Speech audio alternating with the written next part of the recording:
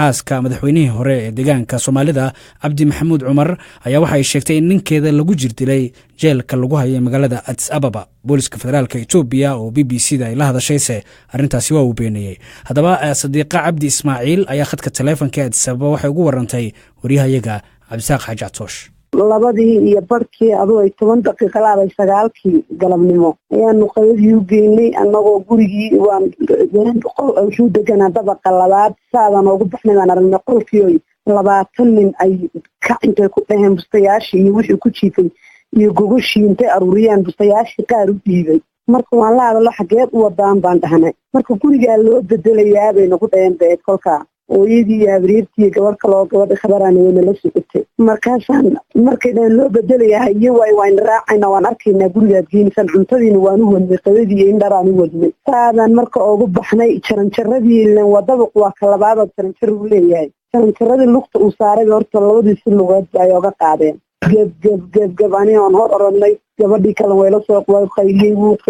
qayliyay dadkii baa iskugu soo baxay marka arrintaasay ku dhacay dhulku dhawaaqay way dileen buradbay la dhaceen madaxay ka dileen annaga waan ooynay ooyadii way jiidatay inay ku dul dhacday damceen way iska dhufteen halkaasoo kale gabadhii ay la socotay hooyadii habaryartii ku tuureen waan daba ooynay way jiideen markii dambe isagoon dhaqaaqaynin oo xubin dhaqaaqdaan layn bay jiideen gabadhii khabar iyo hooyaa daba orday meel boosaneer ah oo irida kora ah oo banaanka kore jeelka ah boosaneerta laga jiido saxarada kolka ay ku qiyaastay gabadh inay u sii baneeyeen ugu talagaleen bay ku rideen shanqar iyo dhaqaaqna ma lahayn Cabdi Maxamuud Cumar. boolisku marka maxay isticmaalayeen oo ay ku garaacayeen burga gaaban bay la dhacayeen marka laba meelood madaxa inay dhiigtay baan u maleeynay halka dhabarkana aad bay uga qaraacay waayo saas u foorso madaxiibu ka yaraa gadiyay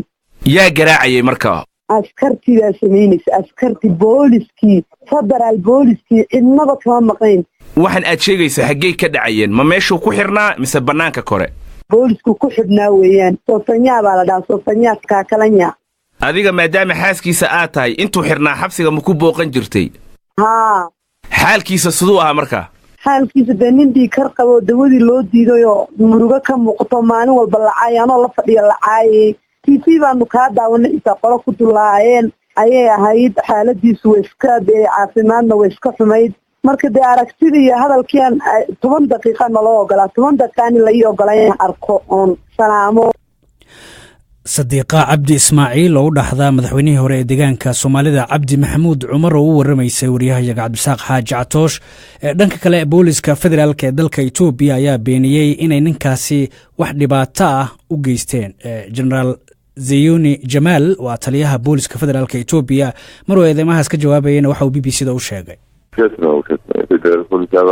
waa been ma jirto cid dilayso inkasta oo loo haysta dambiye halis ah haddana maadaama uu yahay madaxweyne hore si wanaagsan ayaa loola dhaqmayaa tan xanuunkana waxaa jira kalkaaliyaal jooga kliinika ku dhex yeela xabsiga haddii uu xanuunka weynaadana ayagaa u gudbinaya isbitaalka xanaanka ayaa sidaasi ah lagamana tallaabsan karo.